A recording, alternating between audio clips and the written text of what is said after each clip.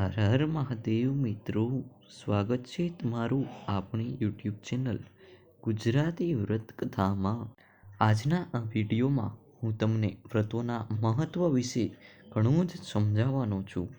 તો આ વિડીયોને અંત સુધી બન્યા રહેજો અને જો વિડીયો પસંદ આવે તો લાઈક, શેર અને સબસ્ક્રાઈબ ચેનલને કરી દેજો. તો ચાલો હું તમને વ્રતોનું મહત્ત્વ સમજાવું. આપણો ભારત દેશ એ તહેવારો અને વ્રતોનો દેશ કહેવાય છે. આ દેશમાં જેટલા વ્રત થાય છે તેટલા બીજા કોઈ પણ દેશમાં વ્રત થતા નથી. આદિકાળથી આ પરંપરા ચાલી આવી. વ્રતો કરવાની પાછળ કંઈક કામના હોય છે, કંઈક મહેચ્છા હોય છે. છતાં પણ આત્મકલ્યાણ થાય અને પ્રભુના આશીર્વાદ જીવનમાં ઉતરે તે મુખ્ય ઉદ્દેશ વ્રત કરવા પાછળ હોય છે.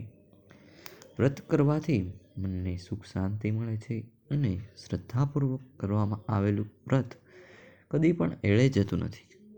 કારણ પ્રભુ ભક્તિ એ જ સત્ય છે, જીવનને ઉદ્ધવગતિ તરફ લઈ જનારું છે.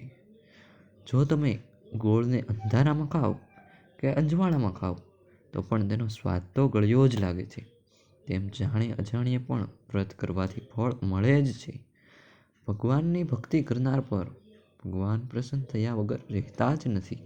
તો મિત્રો, આ હતું વ્રતોનું મહાત્મ્ય અને આવા જ બીજા અનેક વિડીયો જોવા માટે અમારી ચેનલ ગુજરાતી વ્રત કથાને સબસ્ક્રાઈબ કરી દેજો અને બેલ આઇકન પર પ્રેસ કરી દેજો. આભાર. હર હર મહાદેવ.